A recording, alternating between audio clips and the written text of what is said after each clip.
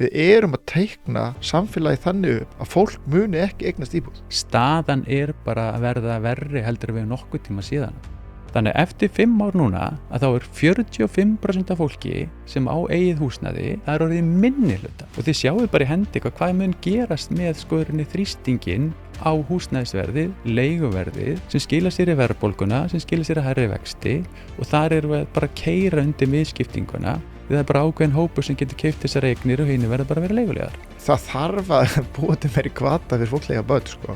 Þú veist, það bara alltaf búið að búa til hvata fyrir fólklega ekki börn, sko. Þú veist, leikskólavandi, húsnæðisvandi, helst, það bara sterkur hvati til þess að þessi innmenningsheimili sem Sigurður nefnir, sko, þeim fjölgar, sko.